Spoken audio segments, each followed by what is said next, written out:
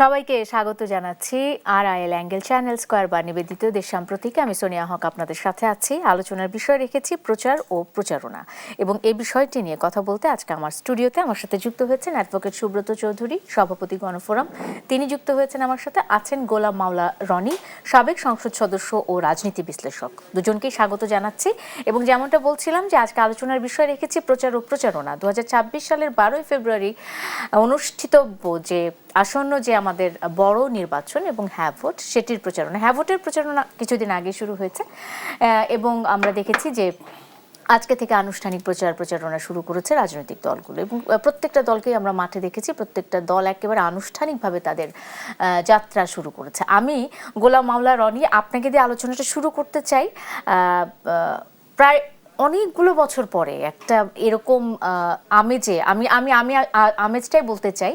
সকলেই বলছেন যে নির্বাচনী আমেজে দেশ ঢুকে গেছে, মানে এভাবে একেবারে অনুষ্ঠান করে সবাই মনে হচ্ছে যে নির্বাচনী প্রচারণায় নামছে। আমি প্রতিক্রিয়া দিয়ে শুরু করি যে কেমন লাগছে, মানে দেখতে কেমন লাগছে যে বাংলাদেশে একটা নির্বাচন হতে যাচ্ছে, অনেকদিন পরে ফিলিংসটা এসছে মনে হচ্ছে। দেখতে খুবই ভালো লাগছে। আর ফিলিংসটা আমরা শহরে যারা আছি, শহরে মানে যদি আমরা বলি খুব ভালো লাগছে, মিথ্যা কথা বলা হবে। মানে বেসিক্যালি হলো কি, আমরা ফেসবুকে ইউটিউবে দেখছি যে জামাতের আমির যাচ্ছেন, জনাব তারেক রহমান সাহেব যাচ্ছেন, এবং আনুষ্ঠানিকভাবে তারা শুরু করেছেন। তো সেই দিক থেকে একটা গণতন্ত্রের পথে যদি শুভযাত্রা হয়, ক্ষতি কি? 15 বছর তো আমরা এই গণতন্ত্রের জন্য কান্নাকাটি করেছি। ফলে যারা প্রচারণায় নেমেছেন তাদের জন্য শুভকামনা রইল আজকের এই প্রথম দিনটিতে। অন্তরের অন্তঃস্থল থেকে যে তারা ধৈর্য ধারণ করুন, একে অপরের প্রতি সহমর্মিতা প্রকাশ করুন, গণতন্ত্রের যে সৌন্দর্য রয়েছে সেই সৌন্দর্যটা বজায় রাখুন। এবং আমরা যে গত 15টি বছরে যেভাবে গণতন্ত্রের জন্য হাহাকার করেছি, গণতন্ত্রের জন্য নির্যাতিত হয়েছি, অনেকে সর্বস্ব হারিয়েছি, এবং এই পথে যাত্রা করতে গিয়ে কেউ জীবন হারিয়েছেন, কেউ পরিবার হারিয়েছেন, কেউ অর্থবিত্ত, ব্যবসা বাণিজ্য, সর্বনাশ ঘটে গেছে। তো কাজেই সেটার একটা সন্ধিক্ষণ, যুগ সন্ধিক্ষণ যাদের হাত দিয়ে আসুক, সেটা ইসলামী রেভলিউশন আসুক, ইসলামী এমিরেটস আসুক, বা জামাতের ধরেন সেই তালেবানি শাসক আসুক, বাট তার মধ্যে গণতন্ত্র থাকুক।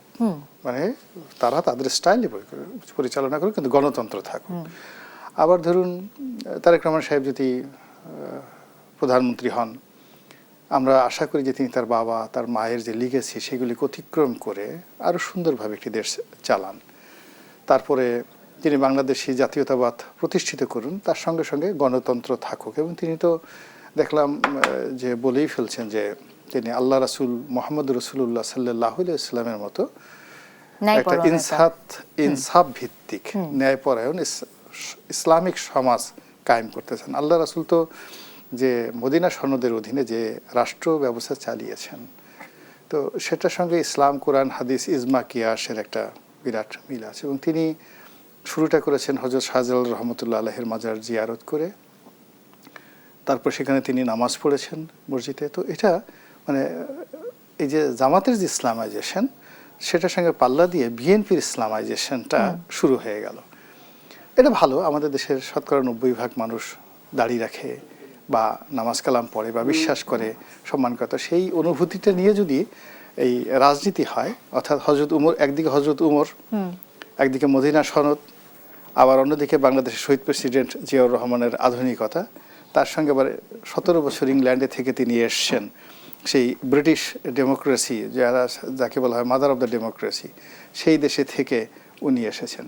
মানে সবকিছু সমন্বয় হতে যাচ্ছে। ও মাই গড! এখন এখানে হলো কি যে যদি আপনি একটা বিয়ে বাড়ির খাবারের কথা চিন্তা করেন, যে সবচেয়ে সুন্দর মাংস আনা হয়েছে, সবচেয়ে সুন্দর বাবুর্চি আনা হয়েছে, তারপরে সবচেয়ে ভালো মশলাপাতি দেওয়া হয়েছে, যারা খাবে তারাও 2 দিন যাবত না খেয়ে আছে যে এই বাড়িতে জিয়াফত খাবো আজকে, চারিদিকে ঘ্রাণ ছুটছে। তো ওইরকম একটা পরিবেশে যেমন একটা জিয়াফতের একটা আনন্দ, এবারে যে নির্বাচন, সেই নির্বাচনে ওইরকম একটা জিয়াফতের আনন্দের কারণ হলো আমরা দীর্ঘদিন ধরে নাচতে পারি না, গাইতে পারি না। আমাদের আওয়ামী লীগের জমানাতে খালি ভয় ছিল, কখন ছাত্রলীগ কুড়াল দিয়ে সেটা কূপ দিয়ে বসবে, কখন আমাদেরকে গুম করে ফেলবে, কখন এসে যুবলীগ একটা গালের উপর চটকানি বসিয়ে দেবে। তো এখন এই জমানাতে আমরা সবাই হলো মানে স্বাধীন, এত স্বাধীন আমরা হাসতে পারছি। আপনি মানে আমাদের হাসি, এত সুন্দর হাসি বাঙালি কোনোদিন হাসি না। আপনি ডক্টর মোহাম্মদ ইউনূস একজন রাজপুরুষ, তার হাসি দেখলে বুঝতে পারবেন এই হাসি কোনোদিন বেগম জিয়া হাসেননি। ওনার মতো এত সুন্দর করে কেউ, শেখ হাসিনা তো প্রশ্নই আসে না, প্রশ্নই আসে না। তারপরে জিয়াউর রহমান সাহেব হাসেননি, বঙ্গবন্ধুর এরকম কোনো হাসি নেই। বলে রাজ্যের সিংহাসনে বসে যখন রাজা হাসতে পারেন, চমৎকার করে হাসতে পারেন, দিল খোলা হাসতে পারেন, it means we are happy, আমরা একটা ভালো অবস্থায় আছি, একটা নির্ধারণ অবস্থা আছে। তাই এই হাসি, আবার সেই হাসির সঙ্গে যেভাবে জামাতের আমিরের সম্মিলন হয়েছে, যেভাবে তারেক রহমান সাহেবের সম্মিলন হয়েছে সপরিবারে, এই দৃশ্য আমরা কখনো দেখিনি। উনি তো ইচ্ছা করলে তারেক রহমান সাহেবকে ওইভাবে সপরিবারে ইন্টারটেন না করলেও পারতেন, উনি সেটা করেছেন। এখানে আন্তরিকতা, মানে গণতন্ত্রের পথটিকে মসৃণ করার জন্য ডক্টর মোহাম্মদ ইউনূস, তার আন্তরিকতার আসলে কমতি নেই কোনো, শুধু কমতি নাই। এখন এই যে প্রেস সচিব যেটা বলেছেন যে বাঙালি তো আসলে হতভাগ্য জাতি, এরা করে কি মানে পরে কান্নাকাটি করে, মানে দাঁত থাকতে দাঁতের, মোহাম্মদ ইউনূস না থাকলে আমরা কান্নাকাটি মানে দাঁত থাকতে দাঁতের মর্যাদা বুঝে না। তো ওনার জন্য দেখবেন একটা সময় সবাই কাঁদবে যে একটা রত্ন ছিল যিনি এদেশে একটা নির্বাচন দিয়ে গেছেন, সারা পৃথিবীকে চমৎকৃত করার অতি আশ্চর্য অসাধারণ একটি নির্বাচন, এবং সেই নির্বাচনের মাধ্যমে বাংলাদেশে মানে সবাই গণতন্ত্র প্লাস টুপি, আপনি দেখেন সব মানুষ টুপি পরছে। আচ্ছা, এই টুপি পরার বিষয়টি নিয়ে আমি একটু কথা বলতে চাই। গোলাম মামলা রনি, আমি নিশ্চয়ই আবার পরের অংশে আপনার কাছে এটি নিয়ে যুক্ত হতে চাইবো, কারণ আলোচনাটা আসলে ধর্মকে ব্যবহার করে রাজনীতির বিষয়টি আসছে এবং কোনো দলই আসলে পিছিয়ে নেই সেই বিষয়টিতে। আমি অ্যাডভোকেট সুব্রত চৌধুরী, আপনাকেও ওই প্রশ্ন দিয়ে শুরু করতে চাই। সেটি হলো যে এই যে প্রচারণার কথা বলছি, উৎসবের আমেজের কথা বলছি, এবং সবশেষে গোলাম মাওলা রনি যেটি যুক্ত করলেন যে আসলে একেবারে রাজপুরুষ জনাব ডক্টর ইউনূসকে বললেন, কারণ তিনি আসলে হাসতে পারছেন, তিনি আসলে সবকিছুর একটা সন্নিবেশ ঘটাচ্ছেন, এবং এই যে গণতান্ত্রিক ব্যবস্থায় ফিরে যাওয়ার ক্ষেত্রে বা একটা গণতান্ত্রিক দেশ দেখার ক্ষেত্রে ডক্টর ইউনূসের ভূমিকা অপরিসীম হয়ে থাকবে, এমনটাও তিনি বলতে চাইলেন। আমি আপনাকে নির্বাচনের আমেজ নিয়েই বলতে চাই। নির্বাচনটা প্রচারণা তো শুরু হয়ে গেছে, আলোচনা করারও সময় পাবো, কিন্তু আজকে প্রথম দিনের প্রচারণা দেখে আপনার কি মনে হলো, যে ধন্যবাদ, কি অবস্থা, কেমন লাগছে? আমাদের সমাজে না কিছু সন্দেহপ্রবণ এবং সন্দেহ বাতিক কিছু লোকজন আছে, তারা গত 17 মাস বলে বেড়াচ্ছে যে ইউনূস খুব দ্রুততম সময়ে বাংলাদেশে কোনো নির্বাচন হবে না, তোমরা খামাখায় লাফালাফি করতেছো, সেই দীর্ঘ সময় এখানে থাকবে, এই গ্রুপে আমিও ছিলাম, এবং আন্তর্জাতিক শক্তি তাকে বসেইছে, কন্টিনিউ করবে, এবং তার মাধ্যমে ব্যবসা বাণিজ্য যা আছে সব মোটামুটি বিভিন্ন দেশ তার কাছ থেকে নিয়ে নেবে এবং নিজেও করবে। কিছু করেছে অবশ্য আংশিক, কথাটার মধ্যে আংশিক সত্যতা আছে। আমি যেটা বলতে চাই, আমরা কিন্তু নির্বাচনটা ডিসেম্বরে চেয়েছিলাম, আমরা রাজনৈতিক দলগুলো, তো কোনোভাবে সেনাপ্রধানও বলেছিল যে ডিসেম্বরের মধ্যে নির্বাচন হওয়া উচিত। সেটা যাই হোক, শেষ পর্যন্ত লন্ডনের বৈঠকের মধ্য দিয়ে আমরা বুঝলাম যে ফেব্রুয়ারিতে নির্বাচন হবে। তখন ওই লোকগুলো বলতেছে, যদিও উনি বলতেছে ফেব্রুয়ারিতে হবে 2026-এ, আসলে নির্বাচন হবে না। এইভাবে দিনাতিপাত করতে করতে যখন শিডিউল আসলো, বলে শিডিউল দিচ্ছে ঠিকই, কিন্তু শিডিউল অনুযায়ী নির্বাচন হবে না। নমিনেশন হয়ে গেল, উইথড্রল হয়ে গেল, এখনো বলে 12 তারিখে নির্বাচন হবে কিনা। এই যে সন্দেহ বাতিক লোকগুলো কিন্তু বসে নাই, তারা তাদের মতো প্রচার করে যাচ্ছে, এইখানেও করছে। কিন্তু এত সন্দেহ কেন সুব্রত দা? আমি যদি জিজ্ঞেস করি যে সন্দেহ কেন, অনেকে এইসব প্রচার মানে সংশয়টা কেন কাটছে না, যুক্ত হয়ে গেছে। এখন বলবে কি, হ্যাঁ 12 তারিখ নির্বাচন হবে, তবে ক্ষমতা হস্তান্তর হবে না। ওই যে গ্রামে একটা কথা ছিল না, ওই ছেলেরা পরে কলেজে বলে যে কলেজ থেকে পার হইতে পারবে না, পাশ করতে পারবে না, পাশ করলে বলবে যে চাকরি পাবে না, চাকরি পেলে বলবে যে বেতন পাবে না, তারপর বলে যে বিয়ে করতে পারবে না। আমাদেরও এই বাতিকে হয়েছে।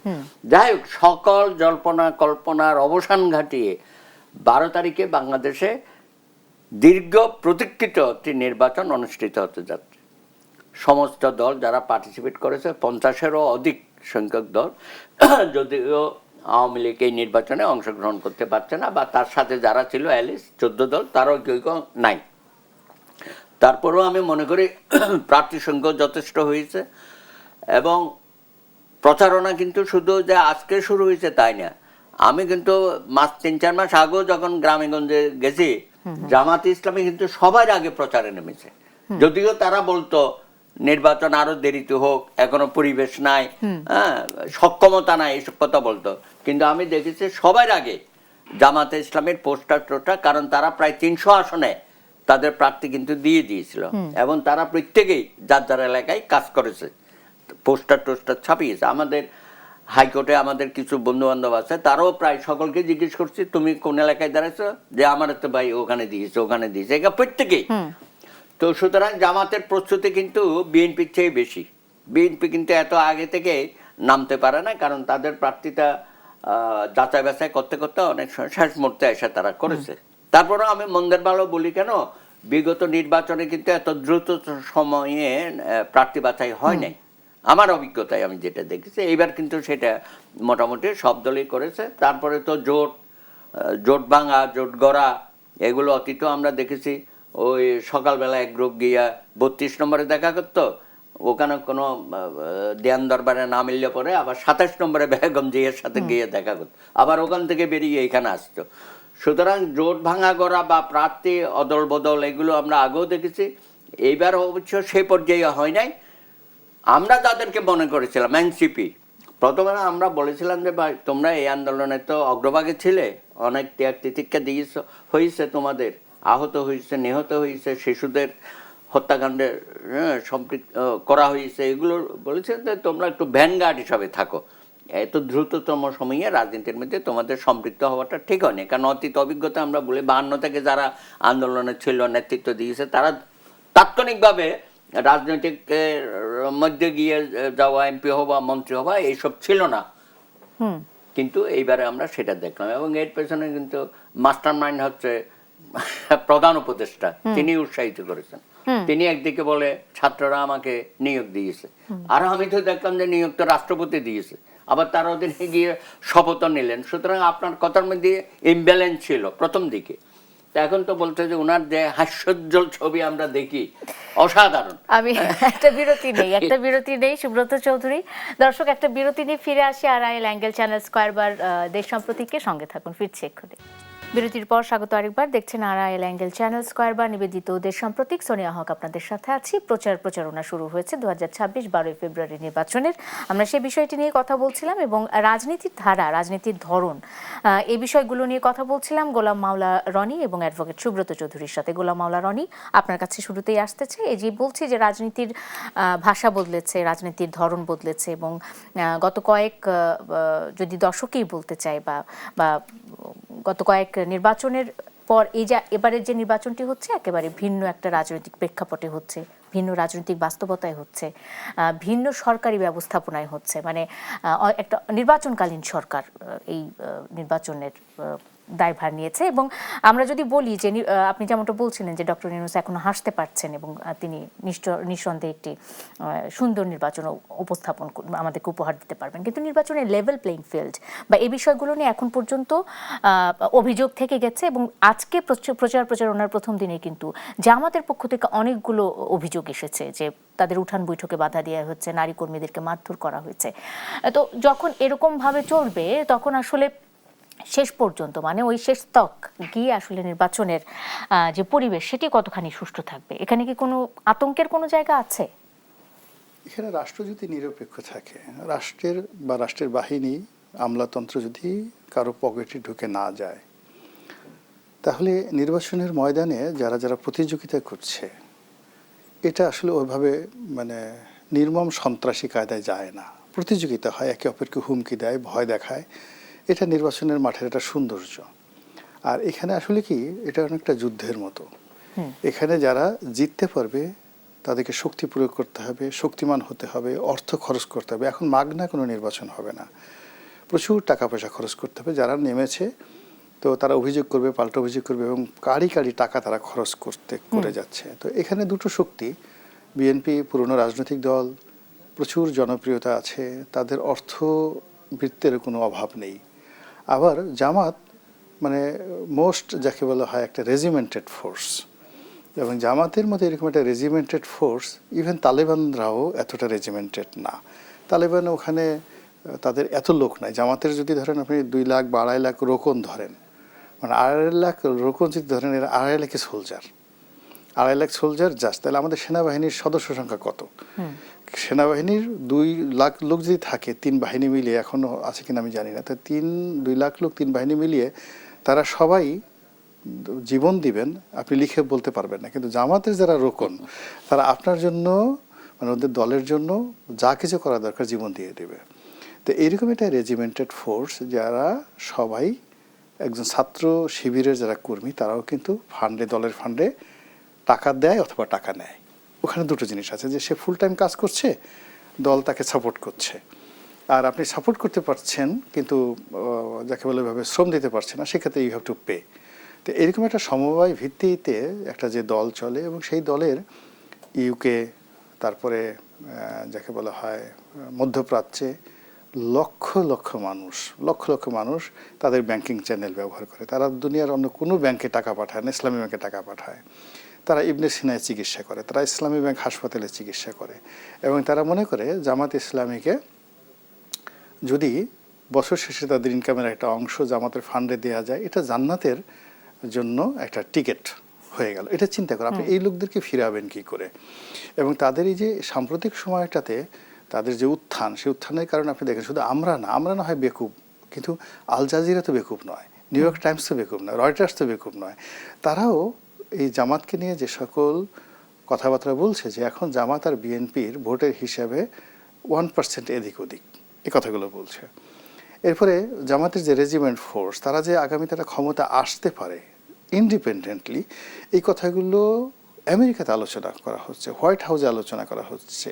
তো আলটিমেটলি এই যে রাজনীতিতে জামাতের যে উত্থান, ইসলামাইজেশন, এটা আমাদের যারা গত সেই বাংলাদেশ প্রতিষ্ঠা হওয়ার পরে ধর্মনিরপেক্ষ রাজনীতি, বাংলাদেশি জাতীয়তাবাদ, তারপরে বাংলাদেশি জাতীয়তাবাদ, বাঙালি জাতীয়বাদ, এইগুলোর মধ্যে সীমাবদ্ধ ছিল।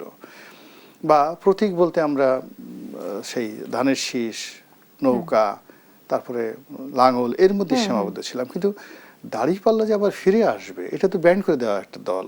দাড়িপাল্লাকে উঠিয়ে দেওয়া হলো, হাইকোর্ট থেকে রায় দেওয়া হলো যে যেহেতু এটা সুপ্রিম কোর্টের প্রতীক, কাজেই দাড়িপাল্লা আসবে না। সেই দাড়িপাল্লা ফিরে এসেছে, সেই জামাত ফিরে এসেছে, এবং তারা যাকে বলা হয় আবার সেই মানে ক্ষমতায় আসবে।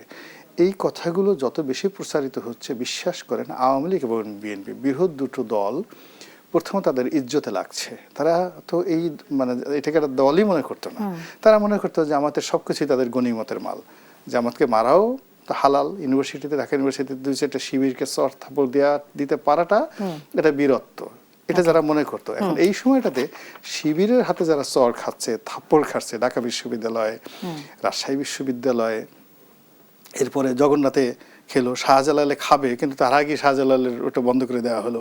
তো সব মিলিয়ে রাজনীতিতে ভীষণ রকম একটা উত্থান পতন, উথাল পাথাল চলছে। গোলাম মাওলা রনি, আবার নিশ্চয়ই ফিরবো আপনার কাছে। আমি অ্যাডভোকেট সুব্রত চৌধুরীর কাছে চলে যেতে চাই। এবং এই যে আমরা যদি বলি যে অনেক বছর ধরে বিএনপির সাথে জোটবদ্ধ অবস্থাতে জামাতকে আমরা দেখেছি, এখন একেবারে পুরো একটা প্রতিপক্ষ বা প্রতিদ্বন্দ্বী হিসেবে দেখছি। এবং যত এটা ভাবতে শুরু করছি যে দুটি দলের প্রতিদ্বন্দ্বী হয়ে উঠছে, তত বেশি তাদের মধ্যে কিন্তু আরো বেশি মানে উত্তপ্ত বাক্য বিনিময়, যেটি এখন পর্যন্ত বাক্যের মধ্যে আছে। কিন্তু প্রথম প্রচারণার দিনে নারী কর্মীদের পর্যন্ত চটথাপ্পড় মারার অভিযোগ উঠেছে নাটোর থেকে। তো এই বিষয়গুলো আসলে ক্রমশই তো সহিংসতার দিকে ছড়াতে পারে। সুব্রত চৌধুরী, কতক্ষণ আমরা শান্তিপূর্ণ নির্বাচনের কথা বলবো? না, দিন শেষে নির্বাচনটা শান্তিপূর্ণই হবে। উত্তেজনাটা তো সাময়িক, এটা তো বেশি দিন কন্টিনিউ করবে না। তো এখানে আমি বলবো জামাত একটু অতি উচ্চবিলাসী হয়ে গেছে। 54 বছরের প্রথম দিকে তাদের দেখি নাই, কিন্তু জিয়া রহমান সাহেব এসে যখন তাদেরকে ওপেন করে দিল, তারপর থেকে তো তাদের ভূমিকা আমরা সবসময় বিতর্কিত ভূমিকা। কখনো আওয়ামী লীগের সাথে থাকে, কখনো বিএনপির সাথে থাকে, এখন আবার এনসিপি আরো কিছু খুচরা দলটল নিয়ে তারা একটা ইসলামিক জোট, ওয়ান বক্সের ইসলামিক বোর্ড, এগুলো শুরু করেছে। তারপরে নির্বাচনী মাঠও তারা কলুষিত করার জন্য নানা রকম পন্থা অবলম্বন করছে। যেগুলোর জবাব আজকে তারেক রহমান সাহেবও কিছু কিছু দিয়েছে। আমরাও শুরু থেকে বলেছি, এই যে বাড়ি বাড়িতে গিয়ে বোরকা দেওয়া, হিজাব দেওয়া, নেকাব দেওয়া, তারপরে আপনার ওই ভোটারদের বিকাশ নাম্বার নিয়ে আসা, এই রিসেন্টলি এটা নির্বাচনের এর আগে বাইরেও শুরু তারা স্বাস্থ্য কার্ড দেওয়া শুরু করেছে ইসলামিক। তারপরে তো ইসলামিক ব্যাংকগুলো আবার দখল করে ফেলেছে। প্রশাসনের মধ্যে কি পয়েন্টে তারা রয়ে গেছে, কেন রয়ে গেছে? এই সমস্ত লোকগুলো আওয়ামী লীগের আমলে, তারা জামাত শিবিরের লোক, আওয়ামী লীগ পরিচয় দিয়ে এই চাকরি বাকরি নিয়েছে এবং এলাকার থেকে সার্টিফিকেট আনছে এই শিবিরের কর্মীরা। তখন কিন্তু আওয়ামী লীগের সময় সার্টিফিকেট আনতে হইতো আওয়ামী লীগের পক্ষ থেকে, জেলা উপজেলা পর্যায়ে, এগুলো কেন্দ্রীয় নেতারাও দিয়েছে। এখন আজকে তো অনেক লোক ভিক্টিমাইজ হচ্ছে আওয়ামী লীগের সার্টিফিকেট আনার জন্য। এখন তারা বলতেছে না, তখন তো আমরা বাধ্য হয়েছি, আমরা তো আসলে আওয়ামী লীগ ফ্যামিলির লোক না, বা ওইদিকে আমাদের আমরা গুপ্ত ছিলাম। এটা তো আপনি দেখেন সব জায়গায় যে গুপ্ত তো ছাত্ররা ছিলই।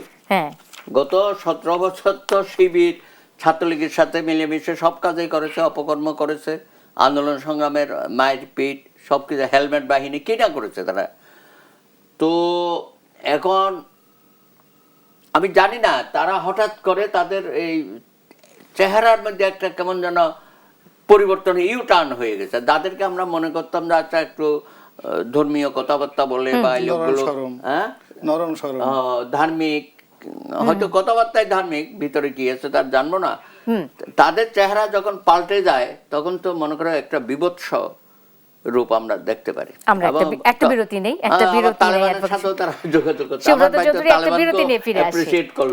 বিরতি নিয়ে ফিরে আসি।